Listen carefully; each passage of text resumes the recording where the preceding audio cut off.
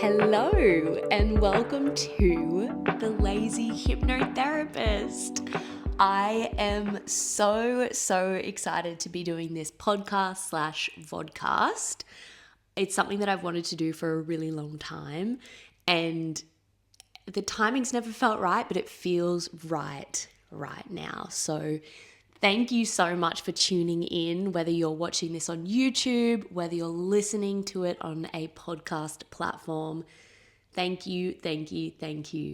My name is Lilli. I run my business Hypnosis by Lilli, and I'm the Lazy Hypnotherapist. For so long in my life, I have felt kind of constrained by this word, lazy. I've always felt that I was a lazy person and always felt that it was something that was really bad about me and that I should hide and be ashamed of. But what's really funny about that is that through my work, I have found ways to work smarter, not harder, to get better results for my clients with less work, less prep.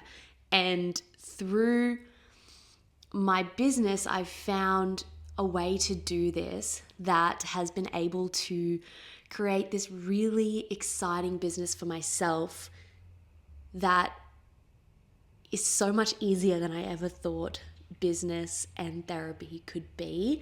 I always wanted to help people, but I didn't want to burn out. I didn't want to do it at the sacrifice of my mental health. And in my course, Master Conversational Hypnosis, I teach my students how to get better, more effective, more long-lasting results for their clients whilst avoiding the burnout. And that's a really key part of it, because I think there are so many therapists out there with, so many clients on the go, and seeing them weeks and weeks, feeling like they're getting stuck with them, not getting results. And that, of course, is going to lead to burnout. And I feel that through my experience and through the experience of my students as well, I have a really different, fresh, unique way of doing therapy that can really enhance your practice. So that is what I want to bring to this podcast, this vodcast, is to teach you a new way of doing things. So welcome, and thank you so much for being here. I thought I would just take this first episode just to introduce myself. If you follow me on socials, you'll already know a bit about me, but hey, maybe there's some things that you don't know, so I'll introduce myself, and if in the comments or wherever you can introduce yourself to me, we can get to know each other a little bit, because that's what I love about things like this, is the community of it, and creating these connections and networking in a way that can help all of us is something that's really exciting. So please introduce yourself to me in the comments or send me a message. I'd love to have a chat. But my name, as I've said, is Lilli, and I started my business Hypnosis by Lilli over 5 years ago now. And I started my business in hypnotherapy because hypnosis massively changed my life when I was a teenager. So I struggled with an eating disorder when I was about 18 years old, and a bit younger than that as well, sort of in and out of it, as you do. And I tried all of the things that I thought were meant to help me, or that were recommended by my GP, psychology, traditional talk therapy, a nutritionist, dietitian, and just nothing was working for me. And it's not to say that they didn't give me some, really great tools and strategies and a bit of an understanding of sort of what was going on that, maybe I wouldn't have had otherwise. But it felt well, looking back, I can see now that it was quite surface level. I was never able to really get to the core of it and that deep level that would allow me to make change. So I remember I would always walk away from these therapy sessions feeling like, oh yeah, I'll make this change and I'll do that. And I'd always leave feeling really positive because these therapists were amazing and kind and knowledgeable. But for some reason, when it came down to the wire of actually making these changes, I just couldn't do it. It was like something was blocking me. I remember going and seeing my nutritionist week after week, and every week she would tell me, this is exactly what you need to do. You need to eat this much this week in order to provide the best nutrients for your body and to get to a place where you're healthy and whatnot. And I would tell her every week, yep, I'll do that. And I just couldn't do it. And it was because on that deeper level, that subconscious level, I wasn't on the road to recovery. I hadn't figured out what was on that deep level that was driving this thing. That was the thing that was keeping me stuck. And therefore, my therapist was stuck. My nutritionist was stuck with me because they couldn't get me to that next level. And so I was at this for a while, and then a friend of my mum's said to her one day, why doesn't she try something like hypnotherapy? And mum told me about it, and I've told this story a couple times, but if you haven't heard, I thought that I would just walk in, be hypnotized, and come out completely healed. So I was like, absolutely, I'll do that. That sounds great. And this is another reason that I want to start this podcast as well, is to demystify hypnosis, to have it seen on a more mainstream basis that it is not this stage hypnosis, cluck like a chicken thing. It is therapy. It's the therapy in hypnotherapy that makes it so effective. So I agreed to go and see this hypnotherapist who was amazing. I have so much respect for him and always will, because he helped me so much. I didn't walk in, walk out healed, but what I did do was I began to understand what the subconscious mind is.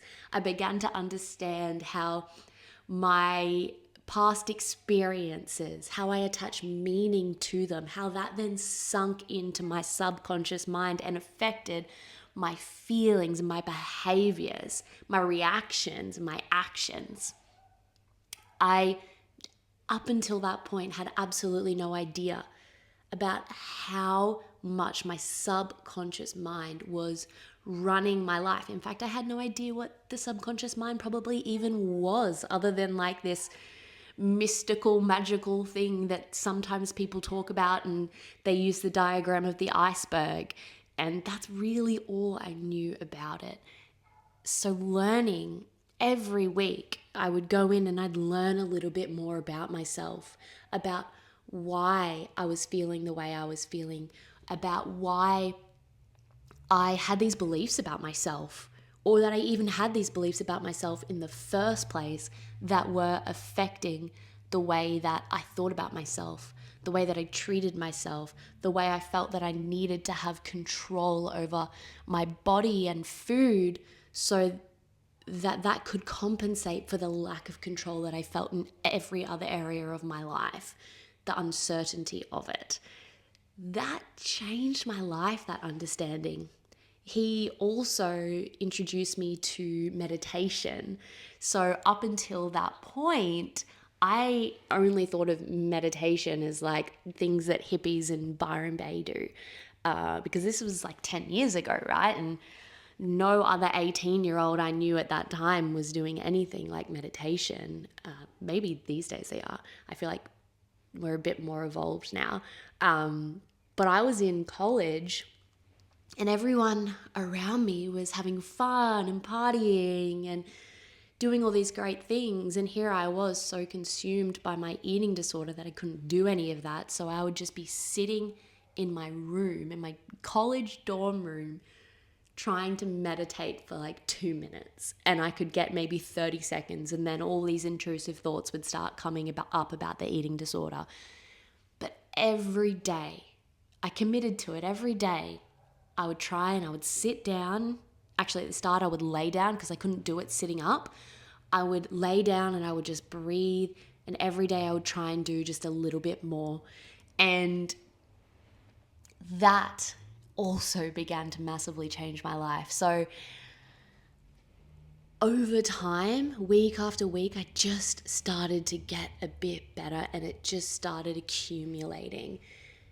So hypnotherapy massively, massively changed my life. I owe my life to it. At the time, funnily enough, of course, as usually happens, I was studying psychology, and then I just began to realize, like, hey, this thing isn't working for me. This traditional talk therapy thing isn't getting to that deep level for me. Why am I studying this? It's not aligning. So I dropped out, which at the time felt like, gosh, a massive failure. Like I was, recovering with my eating disorder, but it felt like a massive failure for me to drop out of uni because I didn't know anybody that was doing that. And everybody else was, halfway through their degree and absolutely just killing it and having fun. And I don't know, I just felt like I was potentially felt like I was ruining my life and making a really silly decision. But I just knew that I couldn't do it anymore. I just knew it. I knew it. And I did have this sort of little bit of an inner knowing that I would make it work for myself. So I decided, yep, I'll go traveling. I traveled around Asia with a friend of mine for a few months, and that was exactly what I needed at that time. It was so, so good. And then I came home, I moved in with my parents. Another thing that I felt like was a massive failure because I was, by that time, maybe 20, 21. And I'd moved back in with my parents.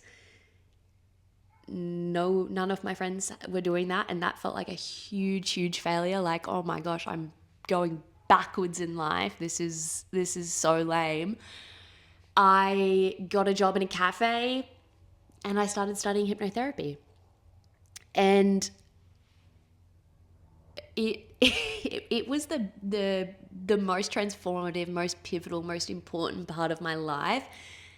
But at the time, I had absolutely no idea where it was heading, what I was going to do. I felt so, like I was on this edge of, should I just go back to uni, do the mainstream thing, or should I try this thing that I feel kind of called to, but is kind of like seeming a bit silly? How am I going to start my own business? I had so many questions and uncertainties, but I had this feeling that this thing could work. So I kept going, and once I finished studying hypnotherapy, the first course that I did was sort of like a more traditional style hypnosis, and I loved it. I thought it was great, and I was getting some really good results with my clients. I started my business just by posting on Instagram and saying, hey, does anybody want to do this hypnosis thing with me for free, but in exchange for a testimonial? If you get good results, if you like it, write me a testimonial. If not, don't worry about it. So I just started doing these free sessions and getting these good results for people, and they would write me a really beautiful testimonial, and I started my business that way. And whilst it was working and I was getting these good results, they just weren't consistent, I would say. I found that sometimes the results would be amazing, and then other times really kind of just very neutral. and I didn't feel super, super confident going into every session. And after a while, I also began to feel a little bit bored by it, because with the more traditional styles of hypnosis, they're quite structured. So I would do a induction, so get them into a hypnotic state. Then typically you would do something like a memory regression, maybe some inner child work, maybe some parts work, maybe a recording, and it's all sort of structured. You do this, and you do this, and quite scripted.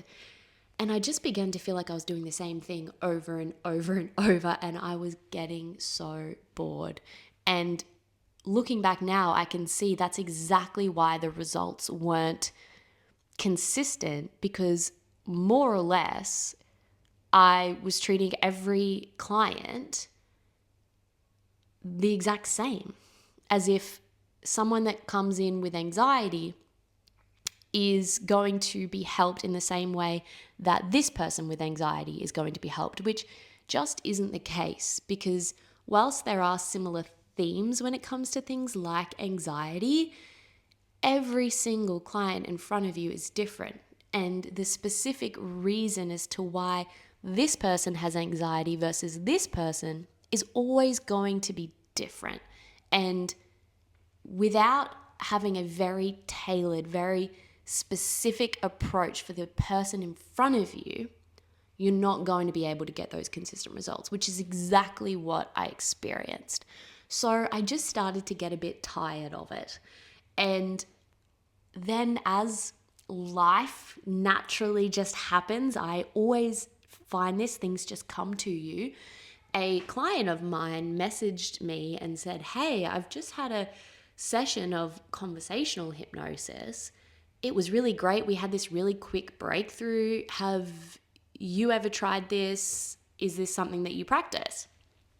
And I was like, "No, I've never really even heard of it, but I'm always open to learning new things." So I went and had a session on me, and I loved it.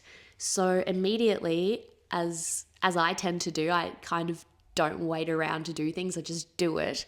I started researching it, and I started learning conversational hypnotherapy, and I started practicing with it basically immediately. I specifically remember my first session.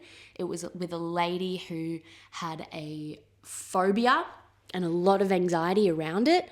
And I used conversational hypnosis, and within one session, we literally dealt with the phobia. It was amazing. And I was just like, whoa, I need to do this all the time. This is all I want to do. So I started practicing it. My client results skyrocketed. I truly mean that. They skyrocketed. And of course, as an onflow of that, my business did too. So things really, really started to progress in a really exciting way.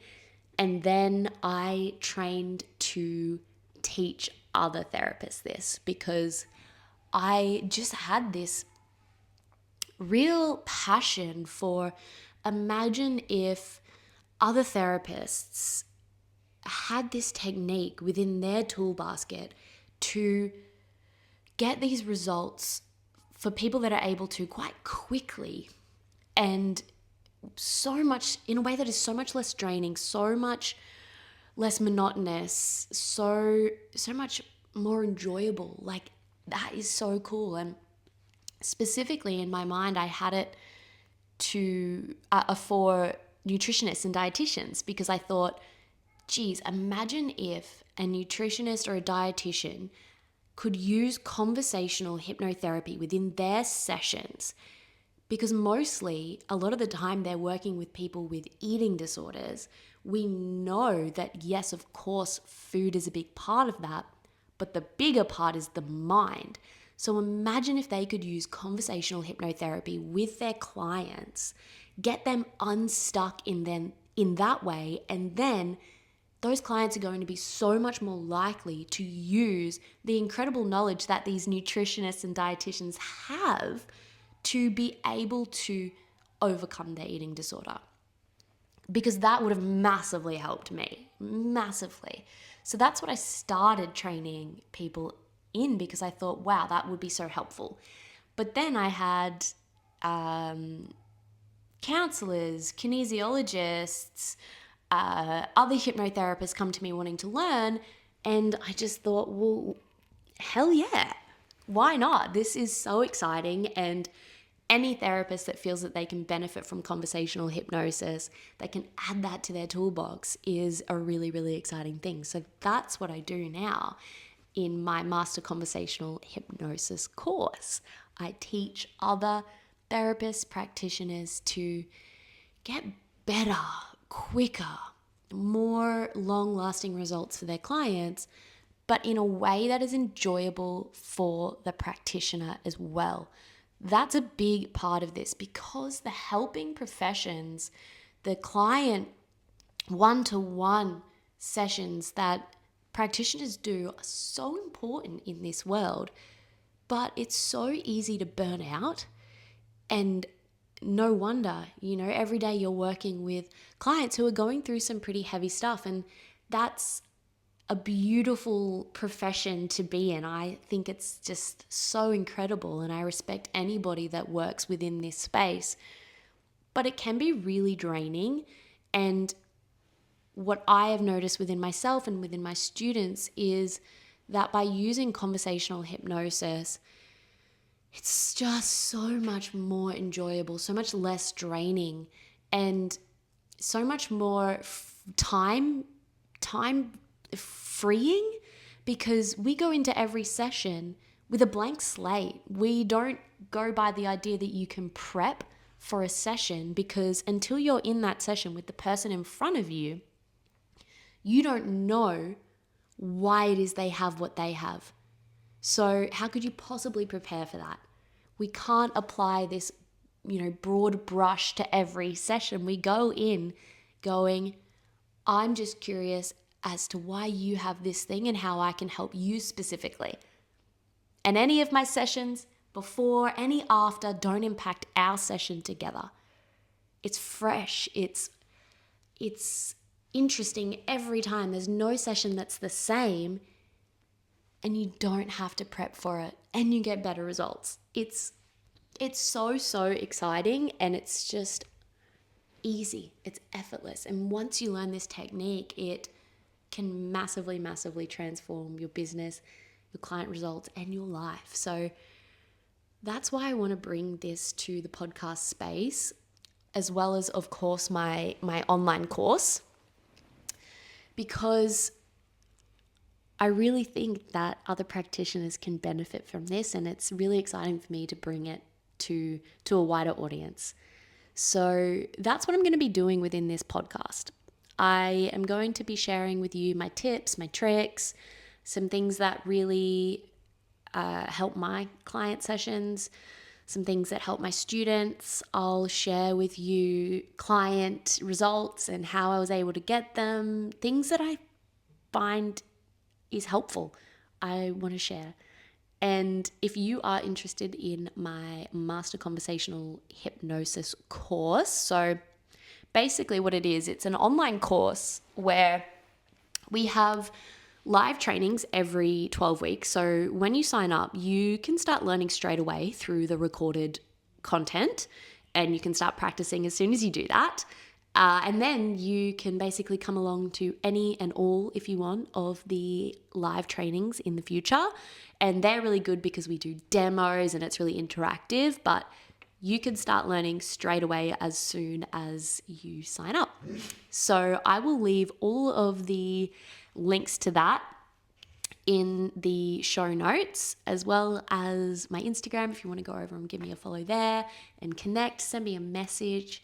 But yeah, welcome to the Lazy Hypnotherapist. This is where we believe working smarter, not harder, is the way to go, and I want to teach you exactly how to do that. So thank you so much for joining me, and I will see you, or you will hear from me next week on the next episode of the podcast, where I'm going to be explaining the difference between traditional hypnosis and conversational hypnotherapy. So I will catch you there. Bye.